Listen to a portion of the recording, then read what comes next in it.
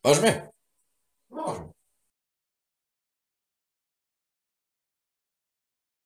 Toto je White Man Show.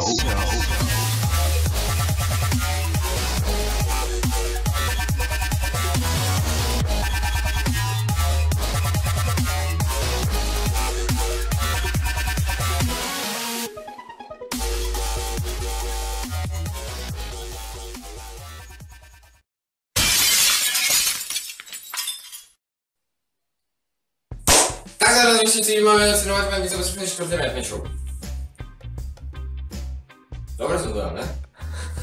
Dneska som si pripravil špeciálneho hostia menom Osky, teda môjho Oskyho, teda Osky. Nazdar. Nazdar všetci. Takže Osky, ako máme tému do dneska? No, dneska sme si pripravili veľmi zaujímavú tému, ktorá si zaslúžila takýto krásny outfit, elegancia na to všetko.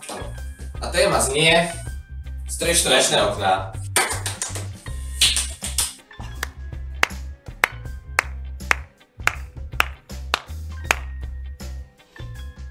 Strešné okná sú užitočná vec. Veľmi. Fest užitočná vec. Nehovor to fest. Prečo na fest? To znie debilno. Fest je Martinské fest. No však prezident. To znie jak nejaký festival. Festival strešných okien. Chceli by sme vás poznať na festival strešných okien, ktorý sa bude odohrávať budúcu nedeľu v obchodnom centre Aupark, link v popise. 100 Slovákov sme sa opýtali, aké témy by navrhovali do tejto veľmi exkluzívnej, prestížnej show mojej. Ale prečo je taká prestížna? No predsa, lebo som tu ja. No a dostali sme rôzne návrhy na témy, ako napríklad gaťky, ženské gaťky, Lego, alebo rozprávky, McQueen. A jedna z týchto tém bola samozrejme aj strešné okná. A táto téma sa nám páčila natoľko, že sme si povedali, že ju dneska rozpracujeme. Nevýhody strešných okien, áno. Predstavme si zima, sneh, Santa Claus, u nás Ježišek sa po strechách blíži do domov, aby doniesol detičkám darčeky, kráča si po streche. A také otvorené strešné okno. A otvorené strešné okno, čo je vlastne nezmysel, keďže je zima však. Ale treba vetrať. Áno. No a Santa Claus si takto v zime, v noci, večer, v tme kráča po streche. A Santa Claus není. Ale na druhú stranu, alebo venujeme sa ešte chvíľku tým nevýhodám. No, predstavme si, že strešné okno je zle utesnené alebo zle zavreté a tak v noci prší. Strešné okno je presne nad posteľou, a prší. A keď sme sa venovali nevýhodám, venujeme sa tej pozitívnej časti strešných okien a to sú výhody. Presne. Žiadne nejsú, teda túto tému by sme mohli uzavrieť, ale no tak nediskriminujeme strešné okná. Okrem svojich nevýhod majú aj svoje výhody. Tak napríklad cez strešné okno sa dá v noci krásne pozerať na oblohu. Predstavme si, jasná obloha, plná hviezd. Však je zamračené. Tak aspoň vidíme, ako je zamračené. A týmto by sme našu tému strešné okna uzavreli a venovali sa... Čomu? Venovali sa.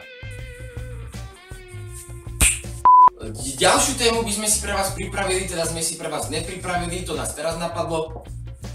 Naše outfity, áno? Budúcnosť módy. Ako ste si mohli všimnúť, máme tepláky. A košielky.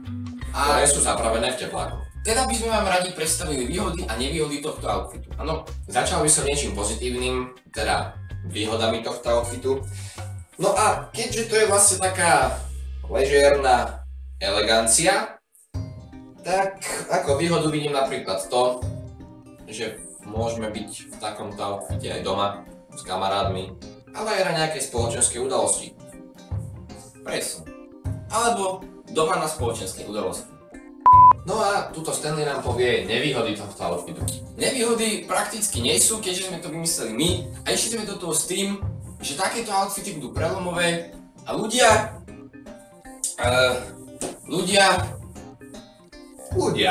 budú ľudia.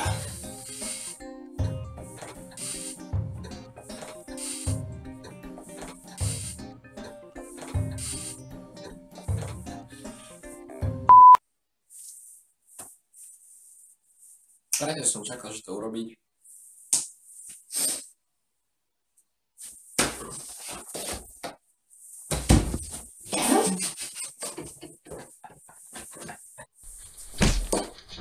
A tak som tu osamel. Ty hovado! A teraz som zase ja. Ak poznáte kúzelníka menom Richard Medveď, ktorý vlastne není kúzelník, tak my sme vlastne rovnakí youtuberi, ktorí vlastne nie sú youtuberi. No a tak no. Ďalšia téma, ktorá nás napadla, nás vlastne nenapadla. A teda si povedzme tému párky. Zdravím Sausage. Sausage of lovers. Takže párky, po anglicky aj sausage. Sausage. Však sausage. Sausage. Sausage vie, ako hovorím. Však sausage. Áno, sausage. Myslel som si. Pozdravím Sausage. Ahoj. Párky sú dobrá vec hlavne pre vegetariánov, vzhľadom na to, že neobsahujú mäso, ale múku. Sem tam nejaký ten potkan sa tam pripletí, ale že... Párky sú rizo vegetariánske jedlo, teda odporúčam všetkým vegetariánom i vegánom, čo je rozdiel. Vegáni nejedia absolútne nič zo zvierat. Pozdravím Zuzku.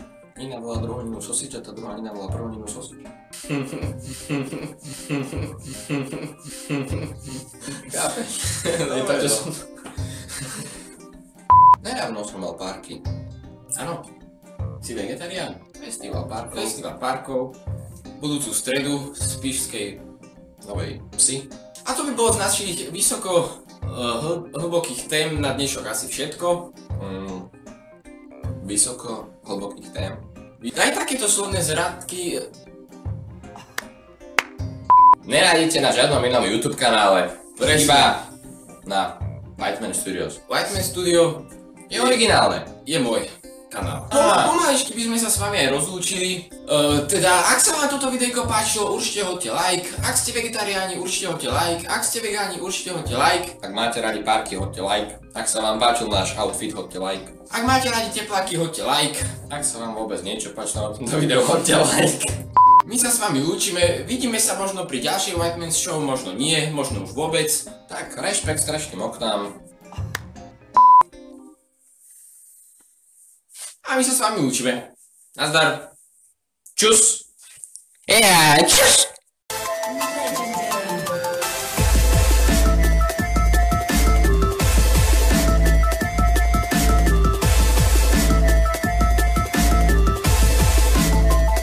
Whiteman,